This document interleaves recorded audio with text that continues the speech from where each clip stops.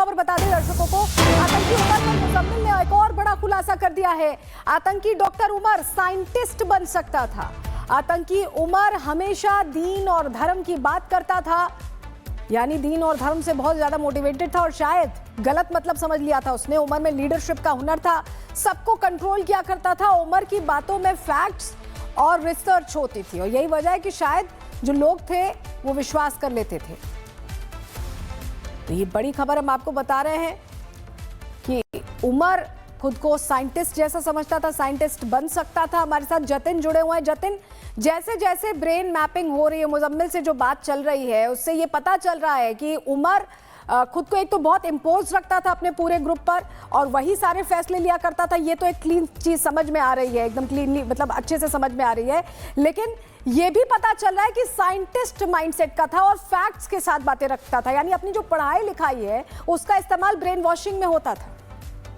बिल्कुल, देखिए, और अभी तक जितने भी अपडेट्स आपने उमर को लेकर दिए, ये मैं अपने दर्शकों को बता देता हूं कि ये सभी इन्वेस्टिगेशन रिपोर्ट के हवाले से तमाम जानकारी है जो कि अभी तक इन्वेस्टिगेट किया गया और जो फैक्ट्स निकलकर सामने आ रहे हैं वो अपने हम दर्शकों को बता रहे हैं। लेकिन उमर को लेकर सबसे बड़ा खुलासा ये भी था कि एक तो वो बहुत पढ़ा लिखा था, 9 लैंग्वेज उसको आती थी, लेकिन अपनी पढ़ाई का इस्तेमाल वो गलत तरीके से कर रहा था। और न्यूक्लियर साइंटिस्ट तो बनना चाहता था, लेकिन उसने उसके लिए एक अलग जो रास्ता है वो इख्तियार किया, एक अलग रास्ता चुना और उसका नतीजा देखा कि दिल्ली लाल किले के बाहर जो धमाका हुआ उसमें उमर ने ही उस बॉम्ब को प्लांट किया और उसके बाद विस्फोटक के तौर पर खुद भी एक फिदायीन हमले का हिस्सा जो है वो बनता हुआ नजर आया। लेकिन सबसे बड़ी बात कि 370 का हटना हो, वो लगातार डॉक्टर्स के बीच में ये मैसेज पहुंचाता था अपने नेक्सस को बड़ा करने के लिए कि मुसलमानों के साथ अन्याय हो रहा है। बाबरी मस्जिद, राम मंदिर, ये तमाम ऐसे मुद्दे थे जिसको लेकर वो अक्सर डिबेट करता था। और यही कारण है कि आप इस पूरे नेक्सस को देखिए, एनआईए ने जिन 6 लोगों को गिरफ्तार किया गया, अगर आप शाहीन को इसमें से हटा ले तो और एक आदिल को आप हटा ले, बाकी के 4 साउथ कश्मीर के ही हैं।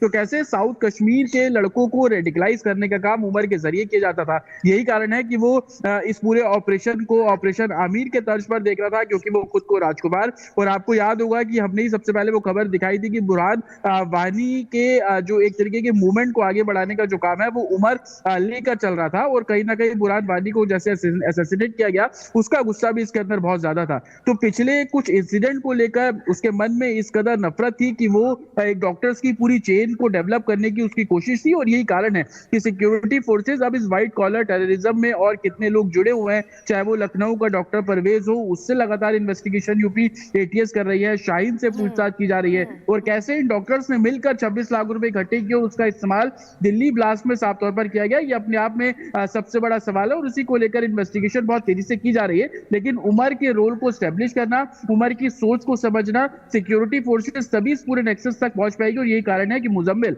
जो उमर के बारे में जानकारी दे रहा है उसको ग्राउंड पर वेरीफाई करने के साथ साथ इस नेक्सस में और कितने व्हाइट कॉलर डॉक्टर्स जुड़े हैं उन सभी को पकड़ने का काम सिक्योरिटी फोर्सेस द्वारा किया जा रहा है। और भी पता लगाने की कोशिश की जा रही कि कौन और डॉक्टर्स हैं जो इस नेक्सस में जुड़े हुए थे। आप दोनों हमारे साथ बने। एक और बड़ी जानकारी, उमर ही हमेशा देश का माहौल खराब करने को कहा करता था। आदिल, शाहीन और मुफ्ती इरफान से हमेशा ये संपर्क में था। धारा 370 हटने के बाद से उसको जवानों से नफरत थी। फरीदाबाद में रखा विस्फोटक जम्मू कश्मीर ले जाना था।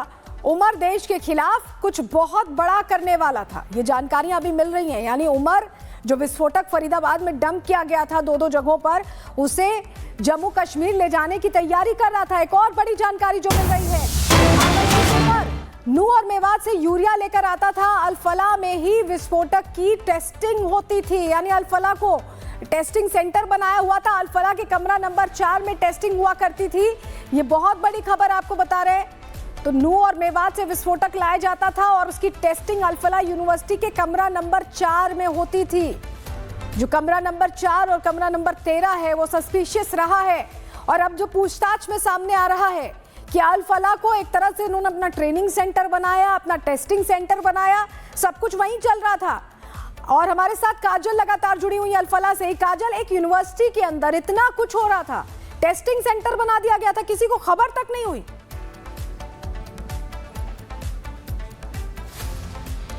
जी बिल्कुल, कल एनआईए की टीम जब अनाज मंडी सोहना में लेकर पहुंची थी मुजम्मिल को, तो मुजम्मिल ने ये भी बताया कि किस तरीके से खाद्य भंडार से वो अमोनियम नाइट्रेट खरीदता था और किस तरीके से वो कार के जरिए अल-फलाह यूनिवर्सिटी लेकर पहुंचता था।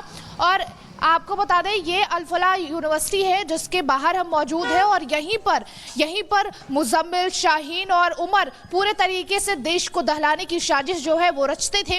और कमरा नंबर 13 था जिसमें ये पूरा डिस्कशन होता था किस तरीके से अमोनियम नाइट्रेट को जुटाना है। विदेशी हैंडलर से पूरे तरीके से बात होती थी किस तरीके से विधि विधान से उसको बनाना है।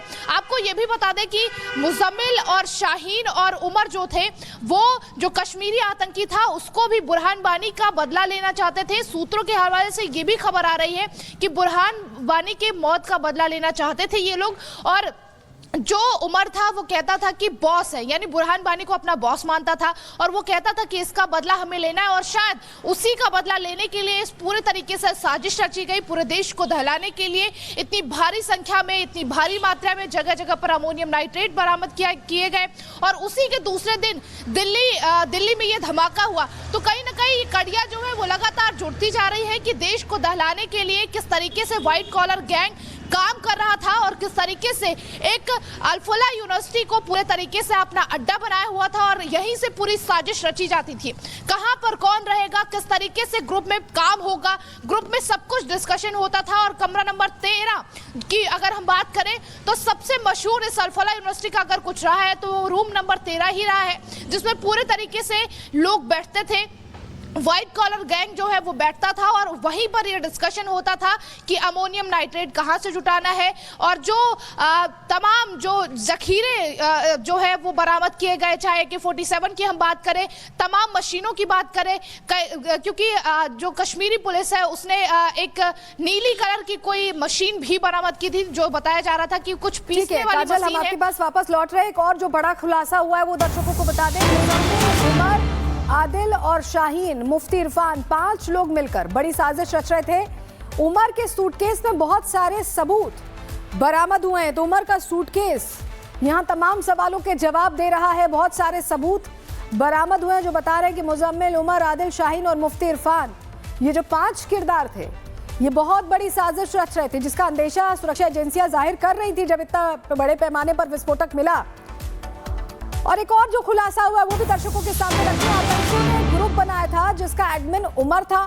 उमर ने चाइनीज लैंग्वेज में ग्रुप बनाया था, सिर्फ चाइनीज लैंग्वेज में ही ग्रुप में बात होती थी। तो चाइनीज लैंग्वेज का इस्तेमाल किया गया जिससे कि कोई भी जानकारी निकलकर सामने ना आए। चाइनीज लैंग्वेज में बात होती थी। उमर ही उसका एडमिन था उस ग्रुप का। हमारे साथ हमारे सहयोगी जतिन लगातार जुड़े हुए हैं। जतिन, एक तो ग्रुप बनाया गया जिसमें ये सारे लोग थे, चाइनीज लैंग्वेज में बात होती थी और वो एप्लीकेशन भी अलग था जिससे कि ये पता ही ना चल पाए कि आपस में क्या इंफॉर्मेशन एक दूसरे को दे रहे हैं।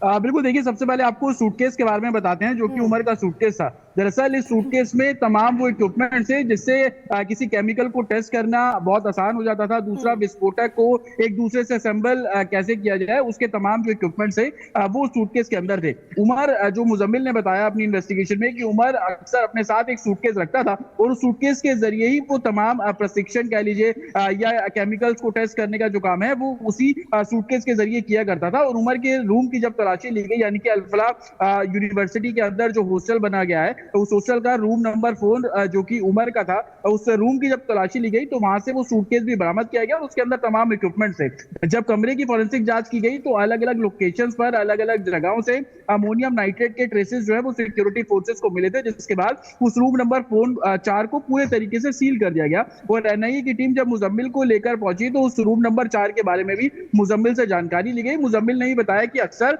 उमर इस रूम में एक्सपेरिमेंट करता था और कई बार मुजम्मिल, शाहीना भी उस कमरे के अंदर मौजूद रहते थे। ये इन्वेस्टिगेशन का हिस्सा है। दूसरा सबसे बड़ी बात, जिस ग्रुप का जिक्र आप कर रही है, चाइनीज लैंग्वेज में वो ग्रुप बनाया गया।